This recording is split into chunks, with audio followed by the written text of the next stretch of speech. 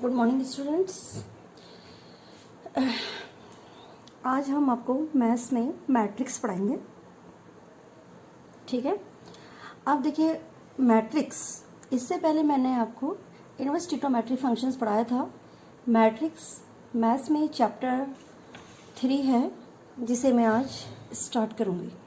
अब मैट्रिक्स में आपने क्या करना है, देखो मैट्रिक्स होती क्या है। जैसे हम किसी भी एक आयताकार यानी रेक्टेंगुलर जो शेप होती है, उस शेप में जब हम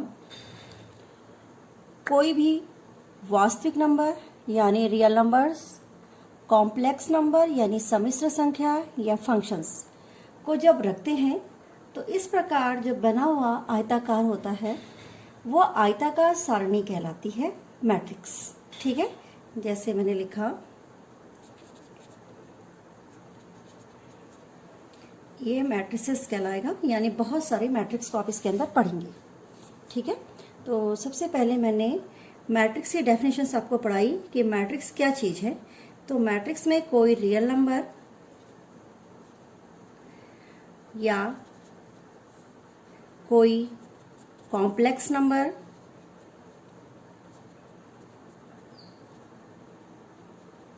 एज इट इज, या कोई भी फंक्शंस वैल्यू, ये फंक्शन होते हैं, क्या कहलाते हैं, मैट्रिक्स कहलाते हैं। तो बहुत सारे मैट्रिक्स होंगे तो मैट्रिसेस कहलाएगा।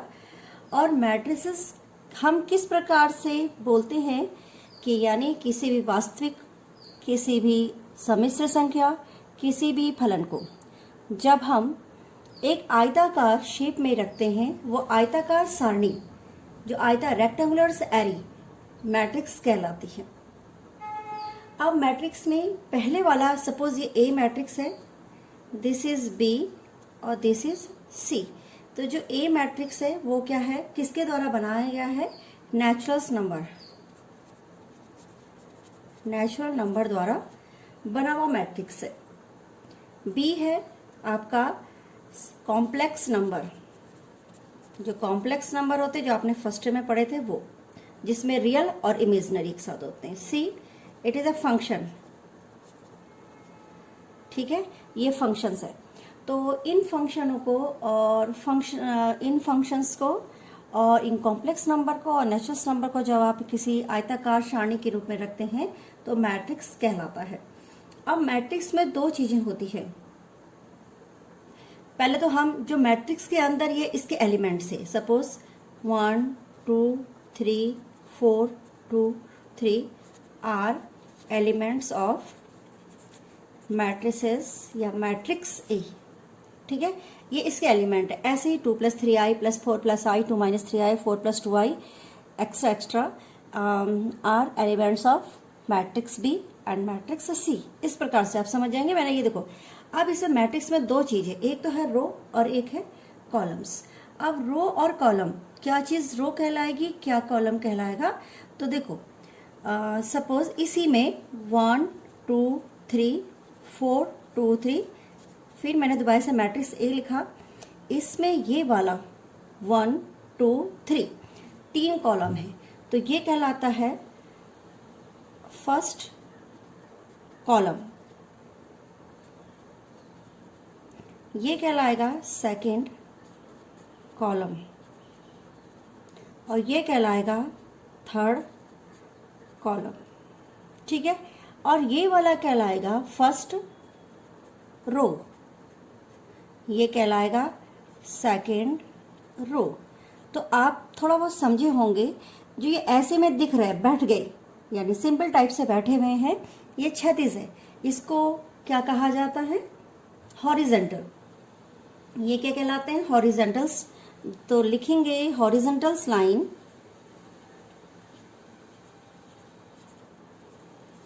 आर रो, एंड दूसरा होता है vertical line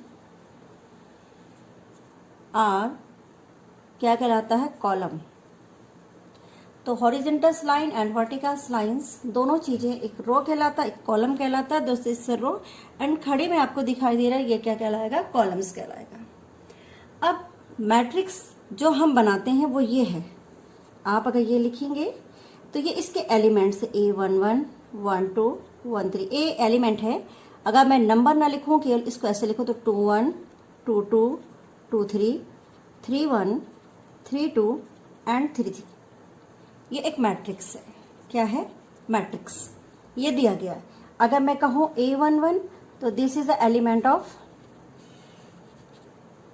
first row and first column. देखो, पहली रो का element of first row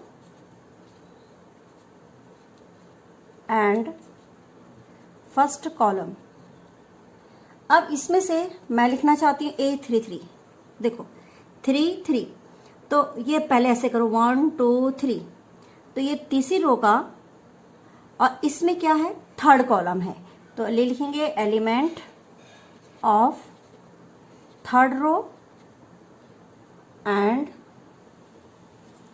third column. ठीक है।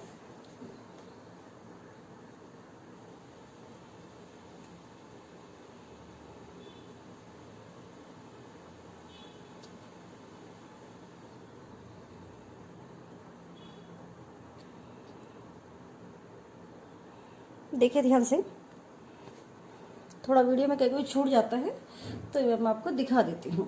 A11, A12, A13, A21, A22, A23, 31, 32, 33।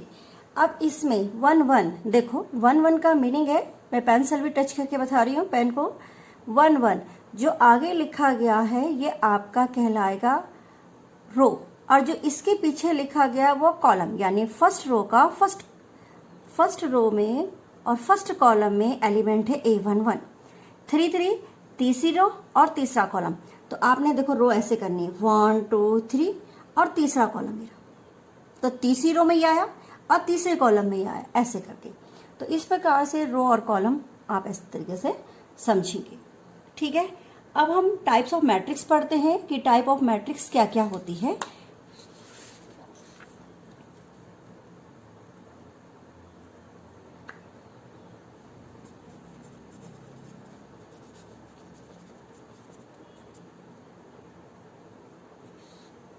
Type of matrix, तो सबसे पहले टाइप ऑफ मैट्रिक्स में आप कौन सा पढ़ेंगे इसके मैं बता रही हूँ। आपने लिखा जो प्रोसेस है उसके कौन कौन से हैं, इस टाइप से मैं पहले सबसे पहले बता रही टाइप ऑफ कॉलम मैट्रिक्स। पहला आएगा आपके पास कॉलम मैट्रिक्स। स्टूडेंट्स इसको हिंदी में कहते हैं स्तंभ मैट्रिक्स। ठीक है। अब स्तंभ मैट्रिक्स क्या है? एक इस प्रकार का मैट्रिक्स जिसमें केवल आपको कॉलम दिखे, जैसे सपोज 1 2 3 दिख रहा है। ठीक है। A matrix is said to be column matrix if it has only one column. तो आप डेफिनेशन लेंगे it has only one column. ठीक है।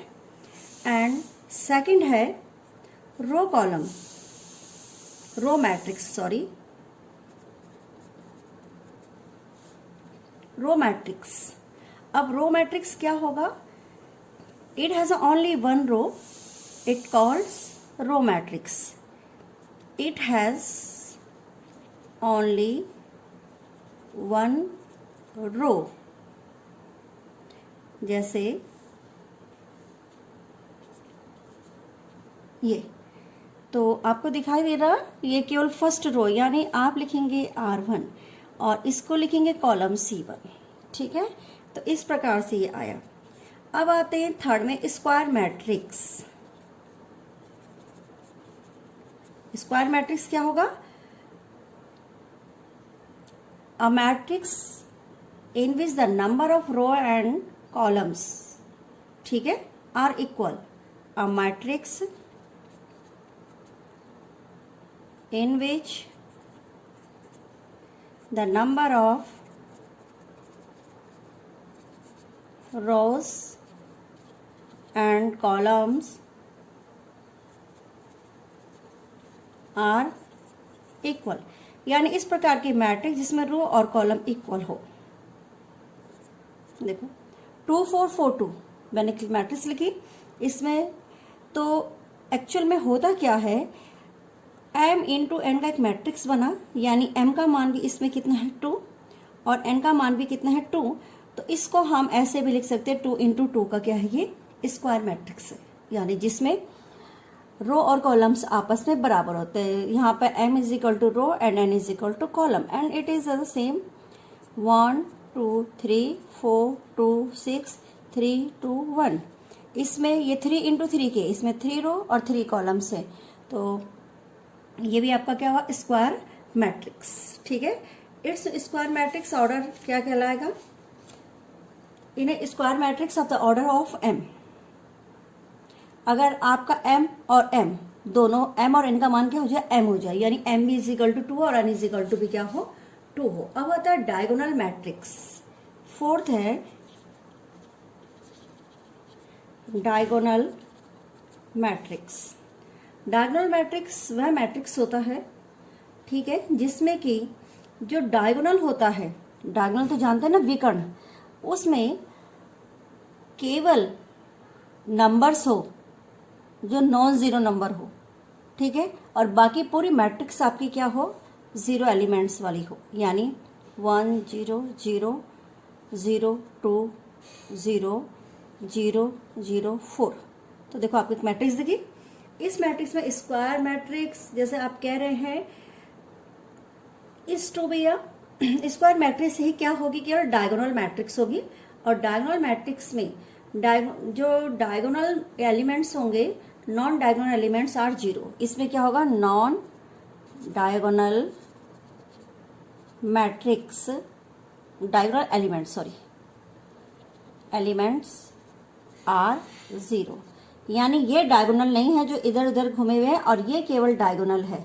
तो इसको छोड़ करके बाकी सारे क्या है, जीरो है, तो वो कहलाता है। मगर जो आपके पास डायगोनल मैट्रिक्स होगा उसका एक रूल्स है कि आप उसे ऐसे करके स्क्वायर मैट्रिक्स के फॉर्म में ही लिखेंगे। तो सपोज ये मैंने लिखा है, एक मैं और दिखाना चाहूंगी आपको, छोटा सा 2 इंटू 2 का, ये मैंने 3 इंटू 3 का दिखाया, यहाँ पे 2 इंटू 2 का दी 2 0 0 4। तो यहाँ पे ये 2 इंटू 2 का क्या है, डायगोनल मैट्रिक्स है, दिख गया, ठीक है स्टूडेंट्स। नेक्स्ट ये जो टाइप्स था, टाइप कितना है 4। अब आते हैं टाइप 5th में, लिखेंगे टाइप ऑफ 5th कौन सा होगा, स्केलर मैट्रिक्स। स्केलर मैट्रिक्स क्या होगा, वो स्केलर मैट्रिक्स कहलाता है जिसमें diagonal matrix is said to be the square scalar matrix if it diagonal elements are same. जो डायगोनल एलिमेंट्स होंगे वो क्या होंगे, आपके सेम होंगे, यानी एक ही नंबर के होंगे। सपोज आपने √3 0 0 0 √3 0 0 0 √3, ठीक है। और diagonal matrix is said to be a scalar matrix, यानी जो डायगोनल मैट्रिक्स होता है, diagonal matrix is said to be scalar matrix. जो डायगोनल मैट्रिक्स है उसी को हम क्या कहते हैं, स्केलर मैट्रिक्स भी कहते हैं, ठीक है, क्लियर हो गया। देखिए ध्यान से, भी स्केलर मैट्रिक्स तो आप देख ही रहे हैं। इसी प्रकार से मैं एक एग्जांपल और आपको दिखाऊंगी। ये 3 इंटू 3 का है, यहाँ पे मैंने -1 0 0 -1 कर दिया। अब आते हैं 6 में, आइडेंटिटी मैट्रिक्स।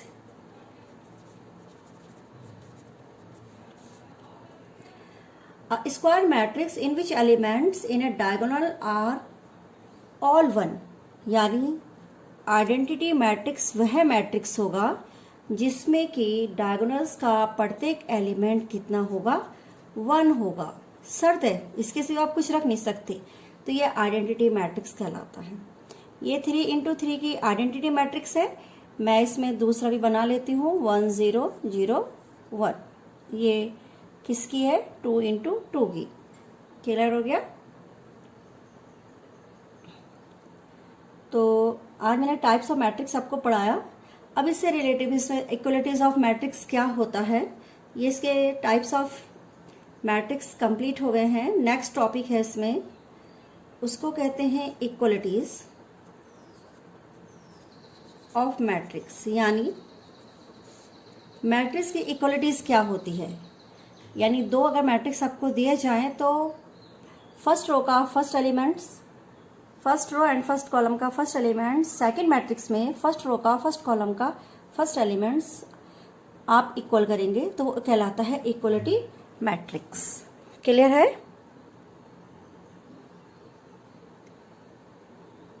चलिए, तो इक्वलिटी मैट्रिक्स में मैंने फॉर एग्जांपल्स आपको लिख के दिया, ऐसे थोड़ा समझिएगा 2, 3। आज केवल इंट्रोड्यूस किया जा रहा है मैट्रिक्स को कि क्या चीज होती है। मैंने यहाँ पे लिख दिया x, यहाँ पे y, यहाँ पे z और यहाँ पे w।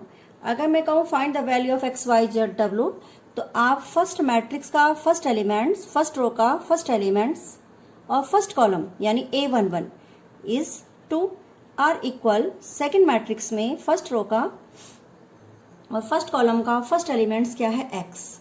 तो comparison of x is equal to ये and y is equal to 0 and z is equal to 3 and w is equal to कितना 1। क्लियर हो गया? तो ये कहलाता है इक्वलिटीज ऑफ मैट्रिक्स। बहुत से क्वेश्चंस के 1-1 नंबर के मार्क्स से आते हैं एग्जाम में कि किस प्रकार से आप इसे सॉल्व करेंगे। अब इसके बाद इसमें आप देखेंगे एक्सरसाइज जब हम स्टार्ट करेंगे, तो मैं चाहती हूँ एक्सरसाइज स्टार्ट करने से पहले आप थोड़ा बहुत जो बेसिक मैंने समझाया आप उसे नोट करेंगे। तो मैं इसके जैसे आपको क्वेश्चन यहाँ पे एग्जाम्पल का क्वेश्चन है वो समझा रही हूँ। Suppose if x + 3 z + 4 and 2y - 7, फिर मैंने -6 a - 1 0 और b - 3 -21 और 0, ये आपकी फर्स्ट मैट्रिक्स है। और यहाँ पे सेकंड मैट्रिक्स बना रही हूँ 0 -6 2b + 4, फिर 6 -3 -21, फिर 3y - 2 2c + 2 एंड 0। थोड़ा कठिन सा क्वेश्चन हो गया स्टार्टिंग में, मगर कोई बात नहीं। अब मैंने देखो फर्स्ट मैट्रिक्स का first row first column elements x + 3, ठीक है, इज इक्वल टू यहाँ पे कितना है 0 दिख रहा है, x + 3 इज इक्वल टू 0। तो यहाँ x इज इक्वल टू कितना जाएगा -3, पहला निकल गया। अब आप आगे z + 4 इज इक्वल टू 6 कर लीजिए, ये सेकंड है, फर्स्ट रो का सेकंड एलिमेंट फर्स्ट रो का सेकंड 6, तो z इज इक्वल टू कितना आ गया 2, ये भी हो गया। अब y, तो यहाँ पे लिखा 2y - 7 is equal to 3y - 2, तो इसको इधर लाइए, इसको इधर ले जाइए, तो प्लस का 2 हो गया, -5 is equal to y is equal to कितना हो गया 0। तो इसमें 3 ही वेरिएबल्स थे जो मैंने निकाले। इसी प्रकार से आप a निकाल सकते हैं, तो a - 1 इज इक्वल टू कितना -3, तो a की वैल्यू आ जाएगी। इसी प्रकार से ये इक्वलिटीज मैट्रिक्स है, ठीक है। नेक्स्ट वीडियो में मैं आपको अगला इसके एक्सरसाइज को बताऊंगी। क्लियर हो गया? Okay, good morning students. Last video में मैंने आपको मैट्रिसेस पढ़ाया था, जिसमें प्रॉपर्टी ऑफ मैट्रिसेस पढ़ाई थी। फिर टाइप्स ऑफ मैट्रिक्स था। टाइप ऑफ मैट्रिक्स में मैंने आपको समझाया था कि कितने प्रकार के मैट्रिक्स होते हैं। ब्रीफ में मैं उसको एक बार दोबारा बता रही हूँ। टाइप ऑफ मैट्रिक्स में आपने column matrix, row matrix, square matrix, diagonal matrix और स्केलर मैट्रिक्स इत्यादि मैंने आपको शॉर्ट में या फिर उसके एग्जाम्पल सहित आपको समझाया था, ठीक है।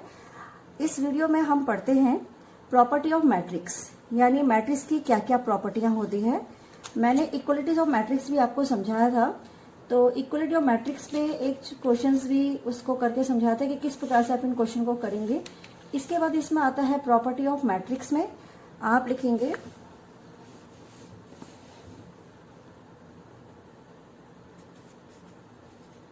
Properties of matrix. Property of matrix क्या है? प्रॉपर्टी ऑफ मैट्रिक्स में आपने उनकी प्रॉपर्टी पढ़नी है, जैसे एडिशन। फर्स्ट इसमें आएगा एडिशन, सेकंड आएगा सब्ट्रैक्शन, थर्ड आएगा मल्टीप्लिकेशन। ठीक है, तो ये 3 प्रॉपर्टीज हैं जो एडिशन, सब्ट्रैक्शन और मल्टीप्लिकेशन किस प्रकार से मैट्रिक्स का किया जाता है वो आपको समझाया जाएगा इस वीडियो में। अब देखिए, प्रॉपर्टी ऑफ मैट्रिक्स में सबसे पहले जब मैं एडिशन बढ़ा रही हूँ, एडिशन के भी कुछ पार्ट होते हैं। जैसे मैंने लिखा एडिशन, एडिशन मैट्रिक्स क्या होता है।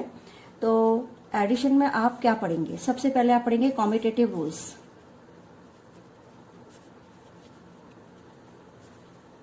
कॉम्यूटेटिव लॉ, ये इसके अंदर फर्स्ट एडिंग है। तो कॉम्यूटेटिव का मतलब होता है यदि आप ए मैट्रिक्स को प्लस बी मैट्रिक्स से जोड़ रहे हैं तो बी प्लस ए की वैल्यू भी सेम आएगी। ठीक है, A matrix plus B matrix is equal to B plus A. इसी प्रकार से सेकंड लॉ होता है इसका एसोसिएटिव।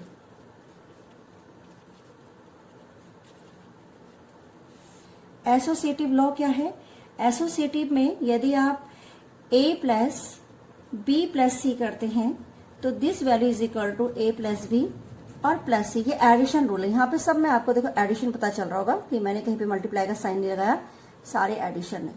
तो एसोसिएटिव रूल्स ये हो गया, ये लॉ कहेंगे। थर्ड आता है इसमें identity matrix, additive identity. Additive identity किसे कहा जाता है, एडिटिव आइडेंटिटी का मतलब होता है यदि आप आइडेंटिटी मैट्रिक्स के साथ मैट्रिक्स ए जोड़ रहे हैं तो उसकी वैल्यू किसके बराबर होगी, ए मैट्रिक्स के बराबर ही होगी। तो ये एडिशन ऑफ मैट्रिक्स कहलाते हैं। मतलब property of addition of matrix में क्या क्या मैंने आपको समझाया, कॉम्यूटेटिव लॉ, एसोसिएटिव लॉ और एडिशन आइडेंटिटी। अब मल्टीप्लिकेशन में आप किस प्रकार से मल्टीप्लाई करेंगे और सब्ट्रैक्शन में क्या होगा और मल्टीप्लिकेशन में क्या होगा, ये आपको मैं इसी वीडियो में समझाऊंगी। अब सबसे पहले हम एनसीईआरटी की एक्सरसाइज 3.1 में चलते हैं। किस में चलते हैं, एक्सरसाइज 3.1 में। तो एक्सरसाइज 3.1 में आपको क्या क्या पढ़ने को मिलेगा ये मैं आपको समझा रही हूँ। एक्सरसाइज देखिएगा आप सभी अपने में। तो उसमें सबसे पहले जैसे ए मैट्रिक्स दे रखा है तो उसका ऑर्डर क्या है, मतलब ऑर्डर मतलब होता है वो एम और एन यानी कितने रो और कितने कॉलम का है। ऑर्डर का मतलब मैंने पहले भी आपको समझाया था, एम इंटू एन, यानी एम इज अ रो और ये कॉलम। ठीक है, एन मतलब कॉलम। तो ये किस प्रकार से ऑर्डर के लिए अप्लाई किया जाएगा रो एंड कॉलम में, तो देखिए इसमें मैं आपको क्वेश्चंस बता रही हूँ। एनसीईआरटी के 3.1 एक्सरसाइज है आपके पास, एनसीईआरटी में एक्सरसाइज 3.1। तो सबसे पहले सिंपल सा है कि ऑर्डर क्या है। तो मैंने एक मैट्रिक्स ली ए और मैट्रिक्स में मैंने एलिमेंट्स लिखे 2, 5, 19, -7, 35, -2, 5 अपॉन 2 और 12। नेक्स्ट रो लिखिए √3, 1, -5 और 70। ये एक्सरसाइज का क्वेश्चन नंबर फर्स्ट है कि ए इस प्रकार का मैट्रिक्स है जिसके मैंने एलिमेंट्स आपको लिख के दिए हैं। तो फर्स्ट इसमें है ऑर्डर। ऑर्डर बताइए, तो ये ऑर्डर हो जाएगा, कितनी है रो, 3 रो एंड कॉलम कितने, 1, 2। This is a C1 column, this is a C2 and this is C3 and this is C4, but this is a row of R1, this is R2 and this is R3। तो 3 into 4 is equal to कितना हो गया, 12। कितने order का matrix है, 12। The number of elements आपको खुद ही दिख रहा है, उतने ही इसमें क्या हो जाएंगे, एलिमेंट्स। एलिमेंट कितने हो जाएंगे इसमें, 12। वैसे भी आप काउंट कर सकते हैं, तो ये हो जाएगा। अब इसमें right the elements, third question part दिया है, राइट द एलिमेंट। क्या क्या एलिमेंट है, उनकी वैल्यूज उसने पूछी है A13। इसका मतलब हुआ फर्स्ट रो और थर्ड कॉलम। तो देखो फर्स्ट रो ये रही और थर्ड कॉलम ये रहा, यानी A11, दिस इज A12 और A13, यानी इसकी वैल्यू कितनी होगी, 90। इसी प्रकार से A21, दूसरा रो पहला कॉलम, दूसरी रो ये रही पहला कॉलम, 35। इसी प्रकार से A24 पूछा है, A24 का मतलब हुआ दूसरी रो और चौथा कॉलम, तो दूसरी रो में चौथा कॉलम कितना है 12, दूसरी रो चौथा कॉलम का एलिमेंट्स। और नेक्स्ट है A23 यानी दूसरी रो तीसरा कॉलम, तो दिस इज 5/2। तो ये इस प्रकार से किसी भी दिए गए मैट्रिक्स में उसके एलिमेंट्स, उसके रो और कॉलम ज्ञात किए जा सकते हैं। ये मैंने यहां से, अब आप देखेंगे सिंपल टाइप के क्वेश्चंस में फाइंड द वैल्यू ऑफ, मैंने आपको समझा दिया था। तो एक्सरसाइज में अगर आप देखेंगे तो आपको सिंपल पता चल जाएगा कौन कौन से क्वेश्चन किस प्रकार से करने। तो ये इसका क्या कहलाएगा, एक्सरसाइज 3.1 का मैंने क्वेश्चन नंबर फर्स्ट आपको डिटेल में बता दिया कि order elements, right the element 1, A13, A23, A24 as it is, जितना भी आपको पूछा जाए इस प्रकार से निकाले जाते। इसी प्रकार से क्वेश्चन नंबर 6 में देखिए find the value of XYZ। ये मैंने पहले भी आपको समझाया था, find the value of X, Y और Z। सपोज आपके पास एक मैट्रिक्स है, वो मैट्रिक्स में यहाँ पे लिख रही हूं 4, 3 और X5 एंड इक्वल YZ 1, 5। ये आपका क्वेश्चन नंबर 6 है जिसमें आपको बताया जा रहा है। मैं इसका सॉल्यूशन यहाँ पे लिख के बता रही हूँ।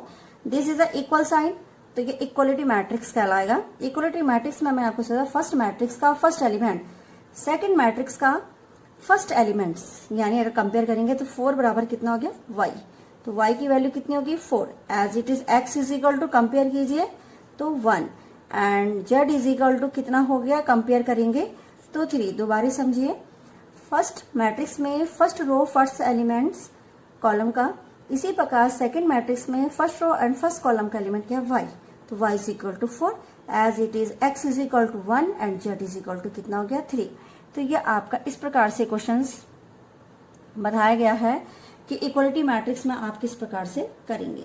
इसी प्रकार से इसके कुछ क्वेश्चंस हैं वो आप इसी प्रकार से कर सकते हैं, जिसमें कि find the value of XYZ पूछी जाती है एक्सरसाइज में।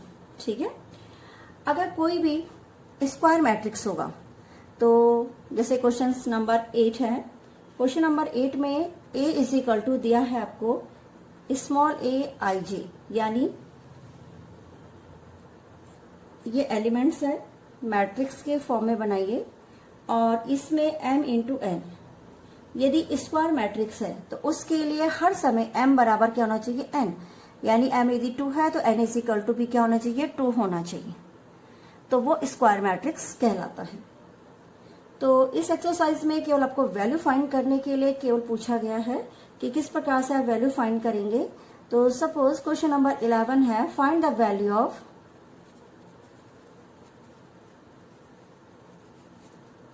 A, B, C और D। तो A, B, C, D के लिए मैट्रिक्स देखिए 3A प्लस 4B और C प्लस D और कॉमा A माइनस 2B और 2C minus D is equal to 2, 4, 5 माइनस 5। तो अब देखो फर्स्ट मैट्रिक्स है, फर्स्ट मैट्रिक्स में 3A plus 4B, this is element of A11 is equal to, इसमें कितना है 2, इक्वेशन नंबर फर्स्ट हो गई। ठीक है, इसी प्रकार से A minus 2B is equal to 4, equation number second. C plus D is equal to 5, equation number third, और 2C minus D is equal to -5, equation number 4। तो देखिए आपके पास 3A plus 4B is equal to 2, A minus 2B is equal to 4, C plus D is equal to 5, 2C minus D is equal to -4 क्या है equation से। In equation को आप solve करके A, B, C, D के मान को निकाल सकते हैं। तो देखिए A, B, C, D के मान आप कैसे निकालेंगे, आगे सॉल्व करते हैं हम इसे। देखिए यहाँ पे 2C प्लस D थर्ड है और 2C माइनस D, तो हमने क्या किया इक्वेशन थर्ड एंड फोर्थ को क्या कर दिया ऐड कर दिया। लिखेंगे adding equation number third and fourth, adding equation number third and fourth. तो थर्ड इक्वेशन है C प्लस D बराबर 5 और ये है 2C minus D is equal to -5। 5 cancel हो गया। 3c इज इक्वल टू, जब इनको जोड़ा तो देखिए ये कितना हो गया 0, तो c की वैल्यू कितनी आ गई आपके पास 0। क्लियर? देखते जाइए, कंपेयर करना भी सीखिएगा और उसमें किस प्रकार से किया जाता है ये भी आप सीखिएगा। अब हम इसी के साथ साथ c की वैल्यू अगर आपके पास आ गई है तो put the value of c in equation number 3। तो equation number c plus D is equal to 5 है, 0 plus D is equal to 5, तो d इज इक्वल टू कितना आ गया आपके पास 5। ठीक है, c और d की वैल्यू आपके पास आ गई है। अब हम देखिए इक्वेशन नंबर फर्स्ट, ठीक है, and second. First and second में क्या करेंगे, सेकंड को मल्टीप्लाई कर देते हैं कितने से 2 से। इक्वेशन नंबर लिखेंगे मल्टीप्लाई बाय 2, ठीक है, मल्टीप्लाई बाय कितना 2। तो इसमें से आप निकालेंगे, जब 2 से मल्टीप्लाई करेंगे तो कितना आएगा, देखिए आपके पास ये हो जाएगा 2a minus 4b is equal to 8। अब अपने इक्वेशन नंबर 2 देखिएगा, उससे आपको अंदाज आएगा कितने से मल्टीप्लाई करना है 2 से, तो 2a minus 4b is equal to 8। अब ये इक्वेशंस आपकी बन गई फिफ्थ, ठीक है, 1 2 3 4 तो पहले बनी थी। इस फिफ्थ इक्वेशंस में आप ऐड कर दीजिए फर्स्ट इक्वेशन को, तो लिखेंगे adding equation number fifth and first, 3a plus 4b is equal to 2, और साथ में आपके पास जो इक्वेशन है वो लिखिए। तो वो इक्वेशन आपके पास क्या है, 2a minus 4b is equal to 8, इससे ही cancel. 5a is equal to 10, तो a इज इक्वल टू कितना हो गया 2। ये वैल्यू किसकी आ गई, a की। अब ये वाली वैल्यू a की है, तो इसको पुट करेंगे कहां पर, equation number, put the value of a in equation number 2। तो a minus 2b is equal to कितना है 4, तो 2 minus 2b is equal to 4। तो ये इधर लाइए, तो ये माइनस के 2 जाएंगे और ये हो जाएगा माइनस का 2b, तो ये उधर आकर के प्लस 2b हो गया। तो this equal b is equal to कितना हो गया -1। तो a b c, अब अगर आप चेक करना चाहते हैं तो वैल्यू रख लीजिए। a के बराबर अगर आप 2 रख रहे हैं और b के बराबर माइनस रख रहे हैं तो कितना आना चाहिए, 4 आ जाना चाहिए। तो मेरे हिसाब से सारी वैल्यूज एक्यूरेट है, a b c और d। इस प्रकार से आप इसमें सॉल्व करेंगे कि किस प्रकार वैल्यू पुट की जाती है। इक्वलिटीज पूरा का पूरा वैसे ही है जैसे आपको मैंने इक्वल सिखाया था। तो इसके एक्सरसाइज में केवल इक्वलिटीज वाले क्वेश्चन ही दे रखे हैं कि किस प्रकार से आप उनको करेंगे। अब हम